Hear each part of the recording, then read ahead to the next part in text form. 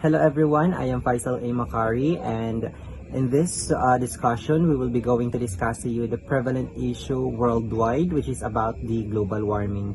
But before that, let us first something like define what is the meaning of the global warming. So guys, when we say global warming, it is the term that is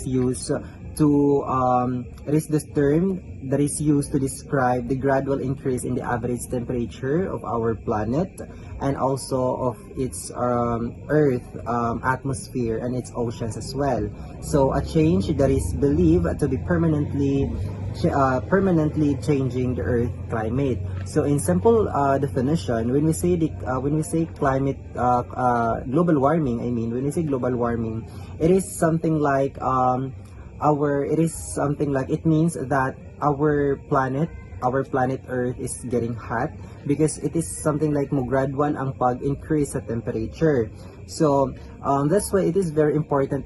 It is very important to us as a human being to emphasize what is the proper way, the proper action that we need to take.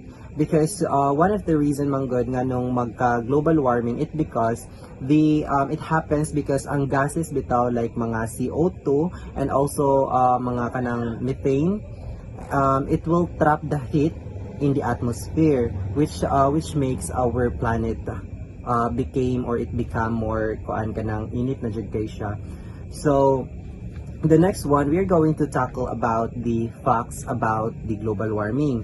So first, ang global warming kuno kay it is the result of increase in the greenhouse gases which heat up the earth atmosphere. So meaning that, as what I've said ganihang no nga kani nga mga gases katong as what I've mentioned earlier nga ang kani nga mga gases like katong mga CO2 o katong mga methane kay ginatrap nila ang katong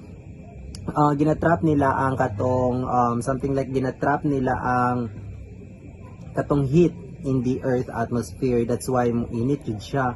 And then the next one kay ang kaning global warming kuno kay it is also responsible for climate change, no.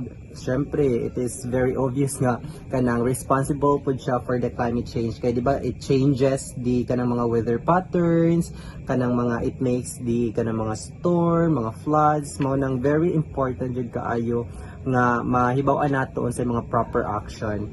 And then the next one is that the main gases contributing towards global warming are the carbon dioxide, the methane, and then also the nitrous oxide. So it means that mao ni silang mga mao ni sila ang mga main gases nga naadjud sila mga role, naadjud sila mga responsibility when it comes to climate change.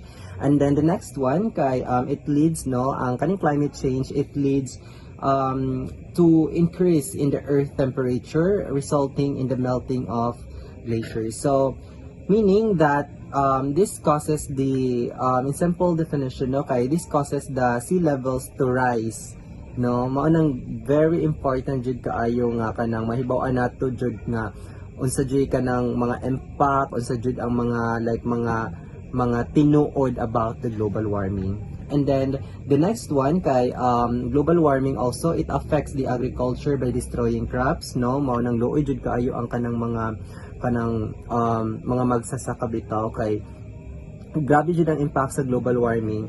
So one of the reason kay kanang mga init kaayo like mga hot weather bitaw kay pong mga drought kay di ba makadamage jud na siya makadamage jud na siya sa mga crops. And then the next one kay ang kanidang climate change kaning global warming kay can be felt on the seasons too.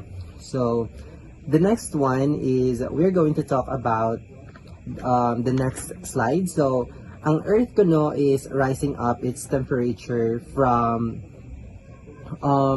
earth is rising up its temperature from north to south pole, and in between worldwide the temperature is already up more than 1 degree or about 1 degree Fahrenheit or about 0.8 Celsius, and even more in sensitive areas like the polar region. So in simple definition guys, ang meaning ani kay it makes the earth kuan kana bitawng hot mo na to as what I've said ganiha nga katong ginatrap niya tong mga katong sa atmosphere bitaw, and also katong mga gases that is responsible in the mga rule when it comes to the climate change.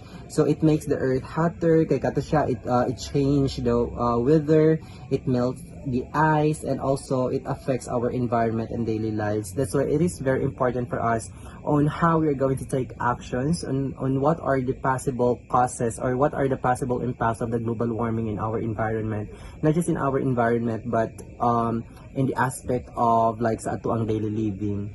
So that would be all in sa ako ang part, and thank you so much.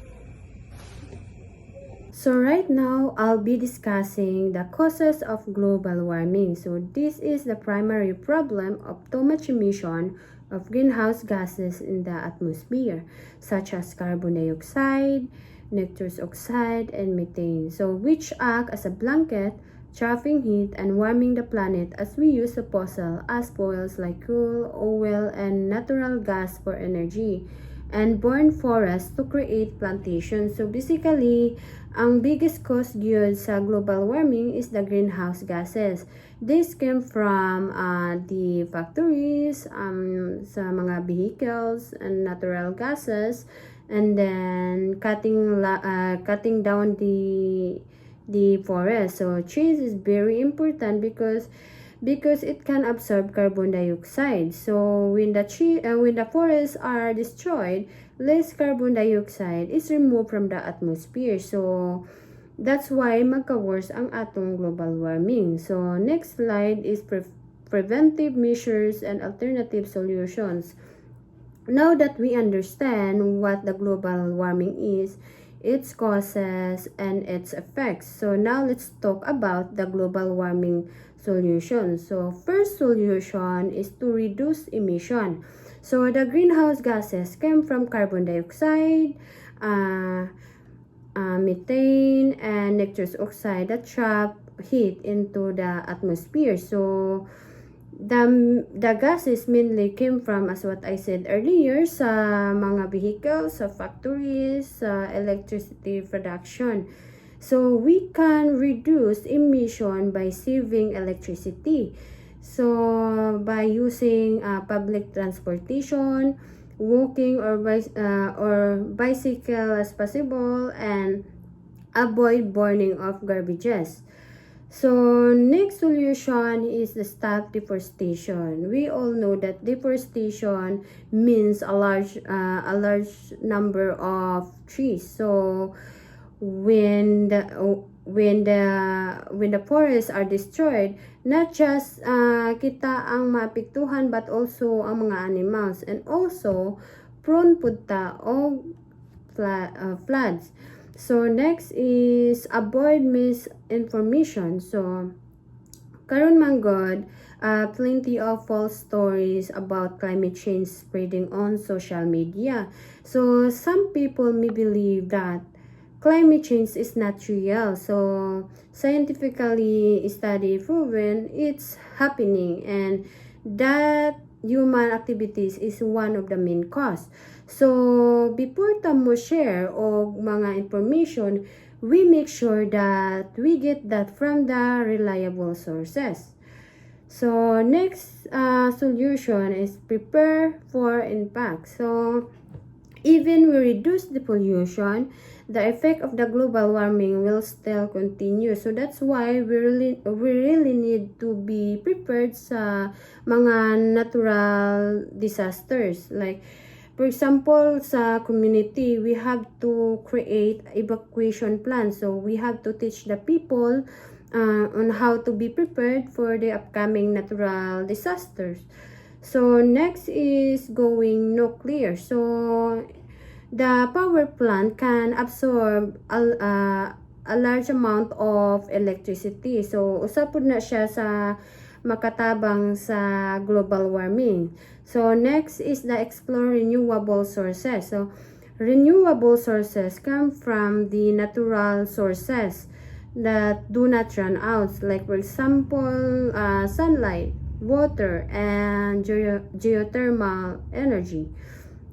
So those are the solution of global warming.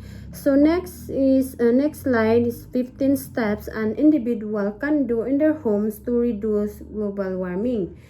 So these 15 steps are important because they remind us that we don't have to wait for someone else to solve the problem, but we can start it in our home, whether to turn off the light, to save the water, to plant more trees. So by doing that, we can reduce the pollution, we can save energy and help to slowing down the global warming. So those are the things that can help the global warming, and that's all. Thank you.